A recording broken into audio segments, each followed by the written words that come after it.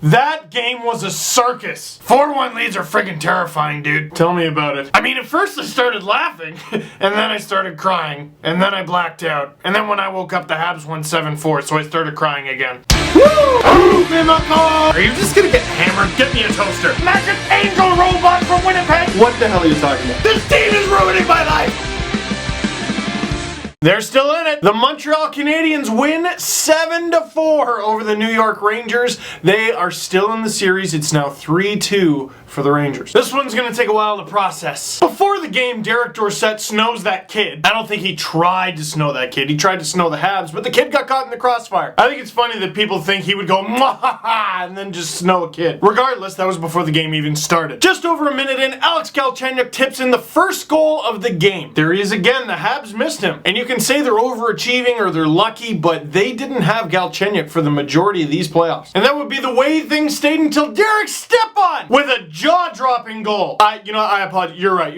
Okay, yeah. 1-1. I like the conspiracy theory that he's just wearing that thing, like the Rangers would sit Stepan in exchange for Brandon Prust. But the difference in the opening frame would be Tokarski made an amazing save before the Rangers tied it up. Lundqvist, stinky goal from Buchanan, and now it's 2-1 Habs at the intermission. And I say stinky because, again, I think Lundqvist is the best goalie in the league. Maybe shouldn't have said that with the whole dangle jinx thing. I'm sorry. Then in the second period, we often talk about the goal of the playoffs or the goal of the game or the highlight, whatever. Assists are never given enough props, but Brendan Gallagher's assist on Max Pacioretty's 3-1 goal might be the assist of the playoffs, might be the goal of the playoffs. And despite all that, despite how pretty that was, here's why Brendan Gallagher is great. It's not surprising anymore. He does something amazing and I still go, wow! But a part of me goes, oh yeah, Brendan Gallagher, that makes sense. And Brendan Gallagher's a little guy and he's got to deal with little guy issues. Namely, a lot of people don't believe in him. And then when you do succeed, people are surprised. I don't think anyone's surprised by how much of a boss this guy is anymore, and they shouldn't be. And then the goal that got Henrik Lundqvist pulled, Rene Bourque scores his first of the game. Collected the puck and turned around at a glacial speed, but there were no Rangers in front, so he's got free reign. Now it's 4-1 Montreal. No more Lundqvist in net, and the Habs almost sacre blew it. Rick Nash starts the rally with a fluky goal off Josh Georges, and you kind of peek at the clock and go, there's a lot of time left. Stepan with his second jaw dropper of the night, and you go, there's a lot of time left. And Habs, forgive me, but the tying goal was poetic justice. I gotta yell at Thomas Buchanan. Now, the idea that only he embellishes, or that the Habs embellish more than other teams, that's total BS, obviously. Guys on the Rangers embellish, I'm a Leafs fan, guys on the Leafs embellish, the Bruins embellish, everyone embellishes, but that doesn't make it right. And you also can't even call what happened to Buchanan embellishing. Embellishing to me is you're getting slightly tripped up and you just completely go down. He just straight up faked that he got hit. And as a guy who gets to watch him a lot, Thomas Buchanan, stop with that stupidness. It's a conference final. Your team busted their ass to get to this point. Lots of teams would kill to be in your position. Don't get penalized for something stupid like that. You're one of the most skilled players on a skilled team. Help them out. And it's not even that you did it, it's that you've done it. The reason they called that is because you've done it before. You're a hockey player, go play hockey. But what was the most embarrassing? Chris Kreider, of all people, with the game-tying goal. But the Habs overcame. Usually when you give up a 4-1 lead, it's curtains. I don't need to mention it, but I'm gonna because I'm a masochist. The Leafs did it to the Bruins in last year's playoffs. The Leafs did it to the Penguins early in the regular season this year and lost 6-5. The Senators did it to the Habs earlier this season and they lost 5-4 in overtime. Yes, the Habs screwed up something royal, but they should have confidence for the same reason that the Rangers did in their comeback. There's lots of time left on the clock. Less than a minute later, slapping himself, getting refocused, Rene Bourque scores his second of the game. The Habs are back on top. And the funny thing about that goal is the Rangers come back and oh my god, the energy, and then the puck goes the other way and oh yeah, Cam Talbot's in net. And he's like, oh yeah, I gotta do something now. And that something was goaltend. And unfortunately, he could not tend that goal. The Rangers could have rode the momentum to the end of the period and then taken it into intermission. Instead, the Habs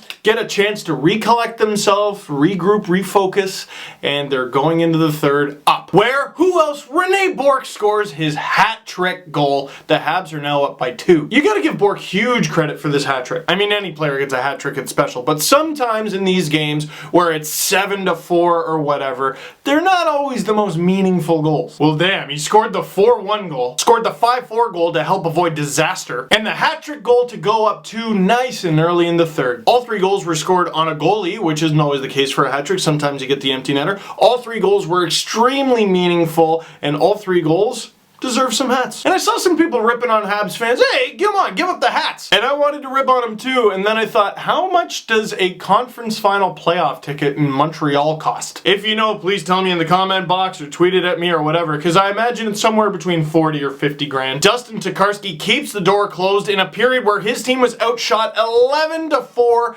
David Desharnais gets the 7th and final goal. That's it. The Habs stay alive, but they don't escape unscathed. John Moore, after taking Dale Weiss into the stanchion earlier in the game, just complete headshot on Weiss. What's amazingly stupid about that hit, besides the fact that it's an amazingly stupid hit, you can't do it in today's NHL, the precedent was set earlier in the series. You can't even say that looked like Brandon Pruss hit. That was Brandon Pruss hit. At the time I'm shooting this, he hasn't been suspended yet. I imagine John Moore gets 2 games. They might even give him an extra game for the stupid tax, saying, hey dummy, look what happened earlier this series. And now the Rangers have 2 guys out of the lineup strictly because of the stupid tax. You laid an illegal hit that was laid earlier in the series, and Dan Carcillo pushing a ref. What are you thinking? You of all teams, New York, you know that a team can come back from a 3-1 deficit in the series. And the Rangers better pray that they win Game 6 in New York. Because would you want to be playing Game 7 in Montreal? The most important thing for New York, obviously, is the return of an amazing Henrik Lundqvist. It happened in the series against the Flyers. He had a stinker. They put him back in for Game 7. He was great. And you don't get a lot of back-to-back stinkers out of the King. I might even say they shouldn't have taken Lundqvist out of the game. This is a team without a captain. And while this team does have leaders on it, Martin St. Louis immediately comes to mind,